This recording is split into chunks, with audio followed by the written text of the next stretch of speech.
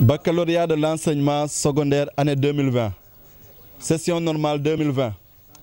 Résultats par ordre de mérite, liste des admis après le deuxième groupe d'épreuves. Jury 1101, série L'1, langue et civilisation moderne. Numéro 100 230, Ndeye Fatou Ly, groupe scolaire Le Baobab. Numéro 100 157, Khadijatou Djité, école privée Machallah School. Numéro 100 193, Léonard Gomis, école privée laïque c'est possible. Numéro 100 206, Magat Anne, lycée Seydina Limamou Laye. Numéro 100 150, Ndeye Astou Diouf, école privée les praticiens. Numéro 100 243, Mampenda Mbeng, candidat individuel de Pikine Kaops. Numéro 100 236, Abdoulaye Mbach, lycée Seydina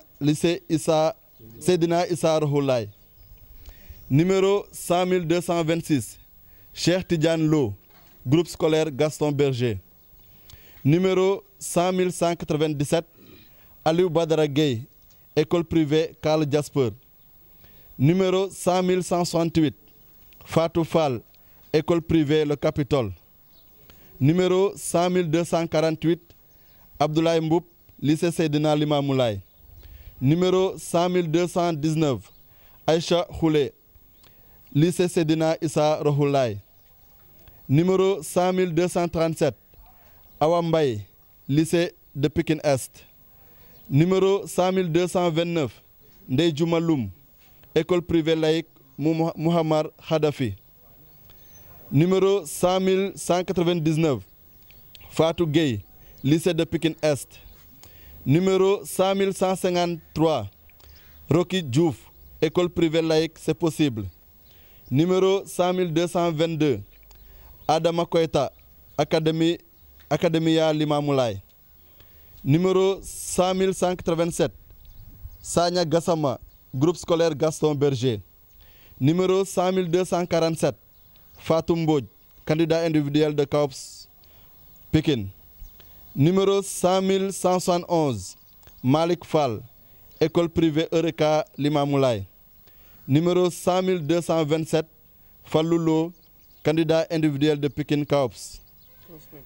Numéro 100 192, Denis Angélique Gomis, lycée Mamieli Badiane. Numéro 100 165, Arfan Fall, école privée Le Capitole. Numéro 100 156, Yassine Diouf, lycée de Pikine. Numéro 100 151, Ndeye Fatou Diouf, groupe scolaire Dabah Malik. Numéro 100 224, Adama Kontey, lycée Seydina Limamou Laye. Numéro 100 162, Rabi Dramé, candidat individuel de Pikine Kaops. Numéro 100 185, Ouli Matafay, candidat individuel de Pikine Kaops. Numéro 100 181, Ami Faye, candidat individuel de Pikine Kaops. Numéro 100 180, Aïssa Faye, candidat individuel de Pikine Kaops. Fin de liste. Baccalauréat d'enseignement secondaire, année 2020, session normale 2020. Résultats par ordre de mérite, liste des candidats admis après le deuxième groupe d'épreuves. Jury 1101, série L2, sciences sociales et humaines. Donc 100 372, Ndak Koli, Seydina Limamou Laye. 100 411, Aïda Dia, Seydina Limamou Laye. 100 387, Baye Koundoul, complexe scolaire Omega. 100 364, Yaye Seynabou Sissé, Seydina Issa Rouhou Laye. 100 380, Draman Koulibaly, Seydina Issa, lycée Seydina Limamou Laye. 100 453, Amadou Gueye, école privée Eureka Limamou Laye. 100 462, Issé Gueye, lycée Seydina Limamou Laye. 100 527, Arona Kanté, groupe scolaire Gaston Berger. 100 374, Mam Konta, école privée Cheikh Ibrahima Niass Baye. 100 417 Fatimata Dia, lycée Seydina Limamou Laye. 100 483 Ramatoulaye Gueye, lycée Mame Yeli Badiane. 100 606 Bigué Seck, Académia Limamou Laye. 100 578 Niania Gaye, lycée Seydina Issa Rouhou Laye. 100 391 Safiatou Koundoul, lycée Seydina Limamou Laye. 100 566 Ndeye Koumba Diassé, lycée Seydina Issa Rouhou Laye. 100 400 Aboubakri Sadekh Dembélé, lycée Seydina Limamou Laye. 100 547 Fatima Ley, lycée Pikine Est. 100 434 Sokhna Khadija, lycée Seydina Limamou Laye. 100 573 Bousso Diouf, lycée de Pikine. 100 554 Mamoudou Moussa Ba, lycée Seydina Issa Rouhou Laye. 100 553 Fatou Badji, lycée Seydina Issa Rouhou Laye. 100 396 Ibrahima Danfa, lycée Seydina Limamou Laye. 100 556 Mouhamadou Fadilou Bey, lycée Seydina Issa Rouhou Laye. 100 419 Ibrahima Dia, lycée Seydina Limamou Laye. 100 591 Michel Mendy, lycée Seydina Limamou Laye. 100 386 Awa Koundoul, école privée Espoir Éduc. 100 604 Meram Niang, lycée Banque Islamique. 100 492 Madina Anne, lycée Seydina Limamou Laye. 100 449 Mame Diarra Bousso Goumbala, groupe scolaire Gaston Berger. 100 447 Astou Diagne, Académia Limamou Laye. 100 557 Clarisse Bamel Diaye, lycée de Pikine. 100 523 Saoudatou Kane, lycée Pikine Est. 100 537 Abdoul Aziz Konaté, groupe scolaire Le Baobab. 100 551 Ndeye Goulo Ba, lycée de Pikine. 100 494 Monique Henen, lycée Pikine Est. 100 437 Chile Dia, groupe scolaire Gaston Berger. 100 463 Mame Nene Gueye, lycée Pikine Est. 100 471 Mbarka Gueye, candidat individuel Pikine Kaospé. 100 590 Ndiawa Mbeng, lycée Seydina Issa Rouhou Laye. 100 381 Famori Koulibaly, école privée Les Praticiens. 100 592 Virginie Mendy, lycée Seydina Issa Rouhou Laye. 100 355 Momar Cissé, école privée Les Praticiens. 100 469 Mariama Gueye, lycée Mame Yeli Badiane. 100 542 Khadil Ladiane, groupe scolaire Dabakh Malik. 100 433 Serigne Moudou Dia, école privée laïque possible, c'est possible. 100 477 Ndeye Gueye, école privée Machallah School.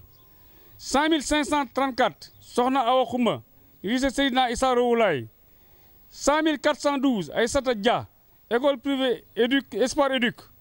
100 448 Vincent Gomis, lycée Seydina Limamou Laye.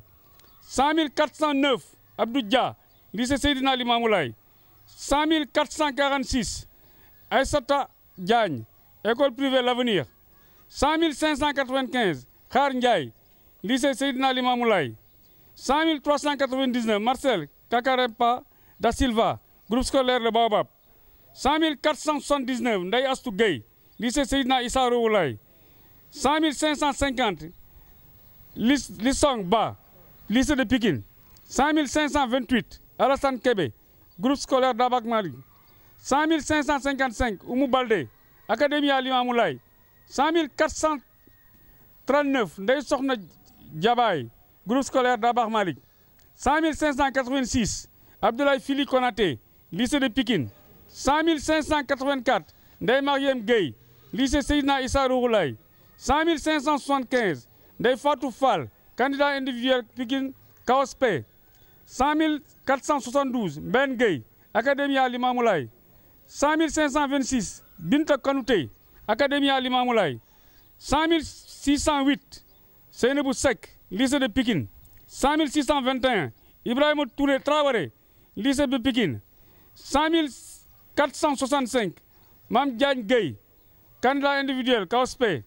100 597, Mbathio Ndiaye, groupe scolaire Le Baobab. 100 456, Bougay, candidat individuel de Pikine, KOSP. 100 583, Boussa Gueye, Seydina Issa Rouhoulaye. 100 565, Fatoumata Diarra, lycée Seydina Issa Rouhoulaye. Et 100 616, Fatou Silla, lycée Seydina Issa Rouhoulaye. Fin de liste. Voilà, peut-être pour me dire, je commencerai d'abord par remercier tous les membres du jury pour ce travail très sérieux qu'ils ont eu à abattre et cette très franche collaboration qui a existé depuis le début jusqu'à aujourd'hui. Et remercier également le chef de centre pour nous avoir mis dans des conditions vraiment de travail. Et son personnel a également collaboré dans de très bonnes conditions. Donc ça, c'est des choses qui méritent quand même d'être signalées. Et pour ce qui est des résultats, donc globalement, je crois qu'on peut considérer que les résultats sont satisfaisants pour le centre. Donc nous avoisinons les 160 admis pour les 2 tours sur les 374. Donc si vous calculez, vous avez un taux qui avoisine les 40-45%. C'est un taux qui avoisine les taux au niveau national. Je crois que ça, quand même, c'est une chose que l'on peut noter, surtout pour une année qui a été très perturbée. On ne pensait pas pouvoir faire les examens cette année, mais Dieu a fait que, en fait, les autorités ont décidé d'organiser ces examens, ce qui est quand même une très bonne chose, puisque si on ne fait pas les examens, ce serait faire vieillir les enfants d'une année et ce n'est pas intéressant. Et pour les relevés? Les relevés, ils peuvent les retirer, les admis, ils peuvent les retirer, je crois que le soir, à partir de 17 h, ils peuvent passer pour retirer les relevés. Et même les ajourner, il est possible, on va travailler d'arrache-pied pour qu'ils puissent disposer de leurs relevés. Okay, merci. Merci.